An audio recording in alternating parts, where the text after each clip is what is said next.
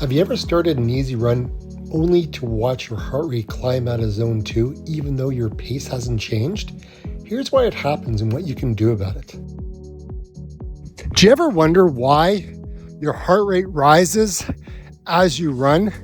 Even when you're using the Maffetone method and you find yourself it's getting higher and higher and higher, and then you start to kind of panic and go, oh my gosh, what am I going to do? I don't know if I can do this anymore.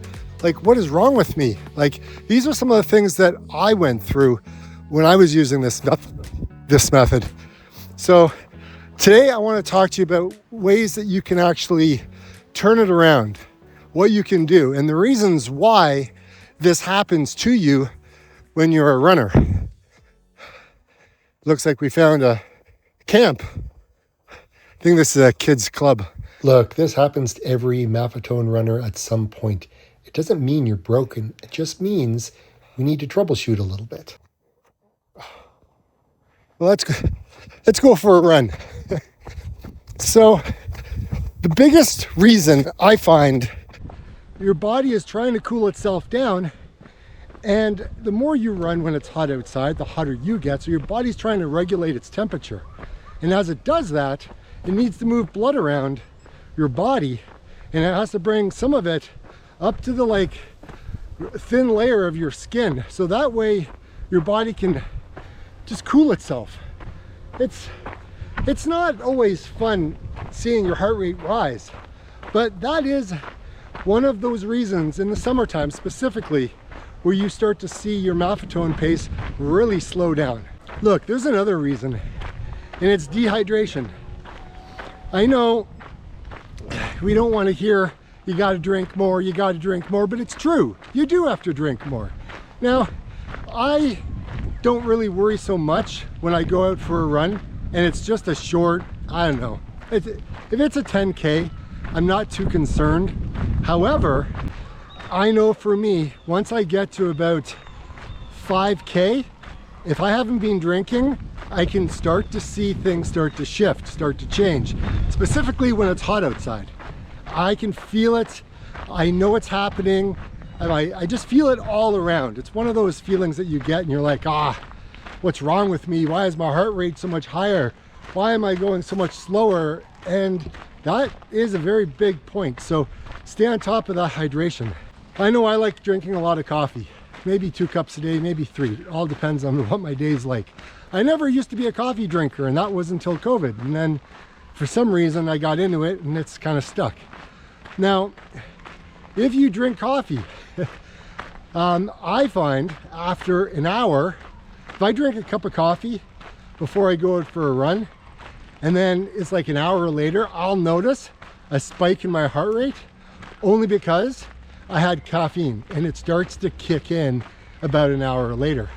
So don't do what I do. But it may not affect you, but I know it does affect me. Everyone's different. This is just my experiences. Now, we all know how we feel after a long day of work, specifically if you've got a lot of deadlines that you gotta get reports out or whatever, or this financial stress, right? Maybe it's only one of you working in the family trying to pay all the bills.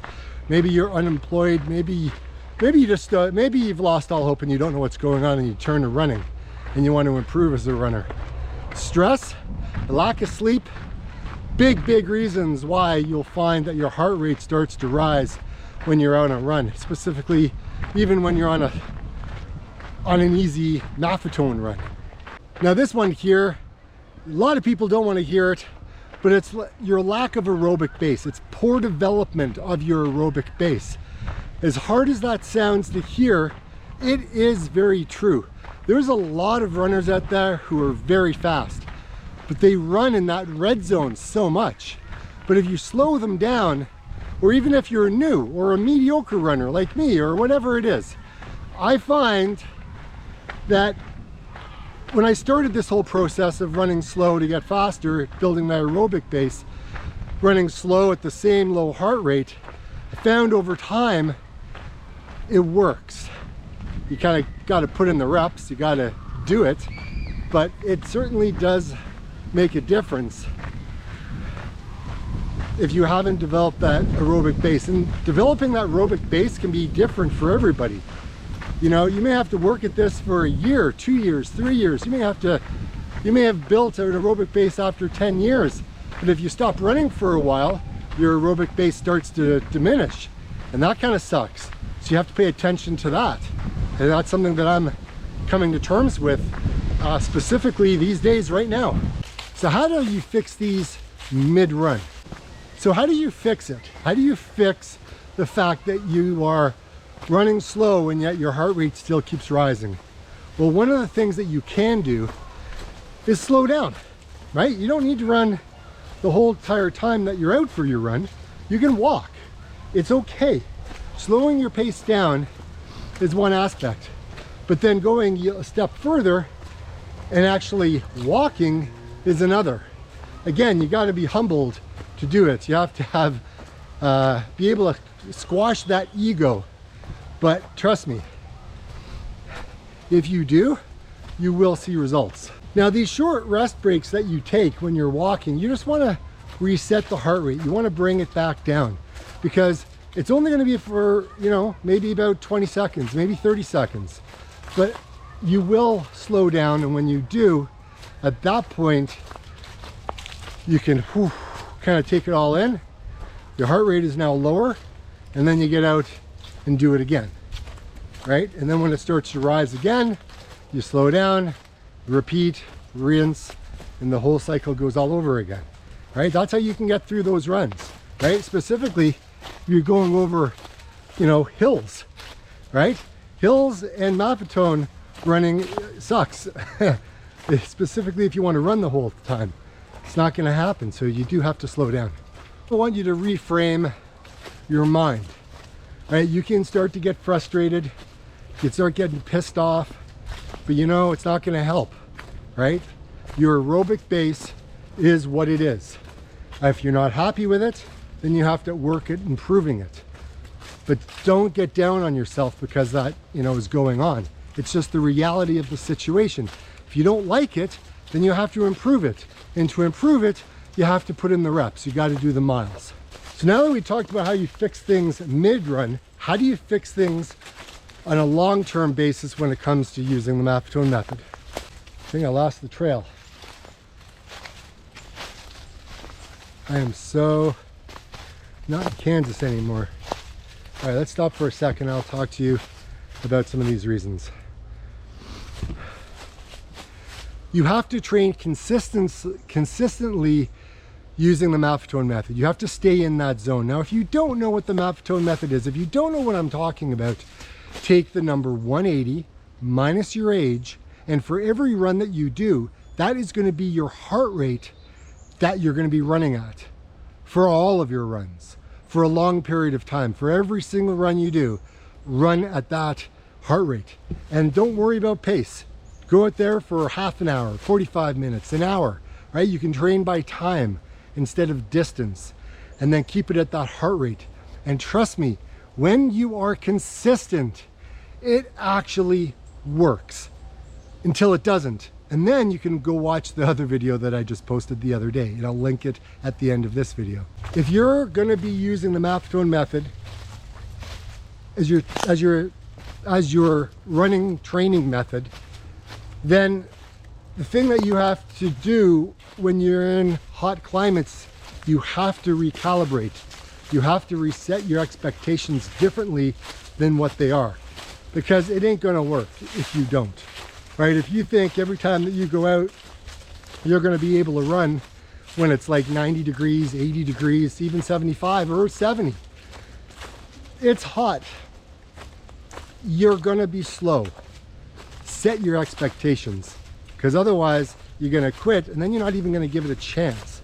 You're going to quit at the starting line, and you wouldn't have even known what it was like to actually do the work to get faster by training slower.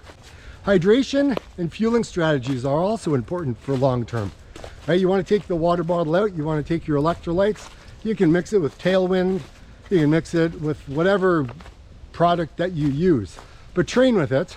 Take it out there with you, and every 20 minutes, maybe you're having a good, you know, a good drink, right?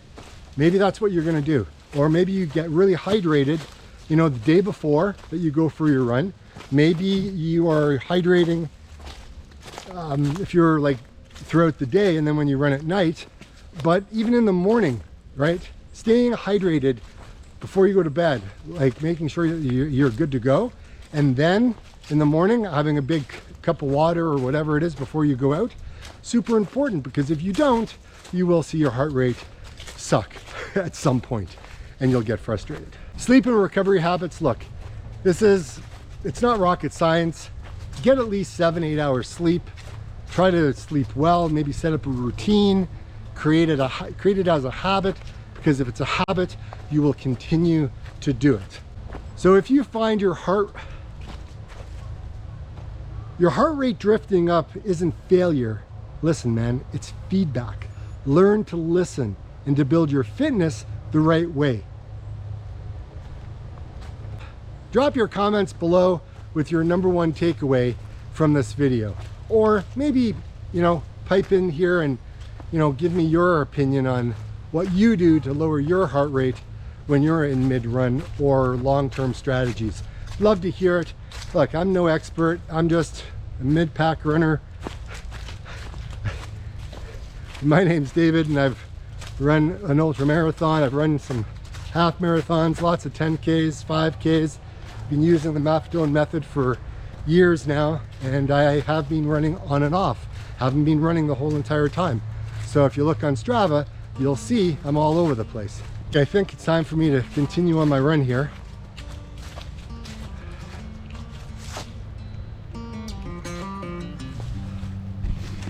Heading back to what used to be home, passing by those little towns I know so well, stopping for gas and then I'm behind the wheel again. Driving this like a spiritual cleanse, where every mile is a new beginning and every bend holds a new end. Eyes on the road, don't lose control. I'm speeding fast.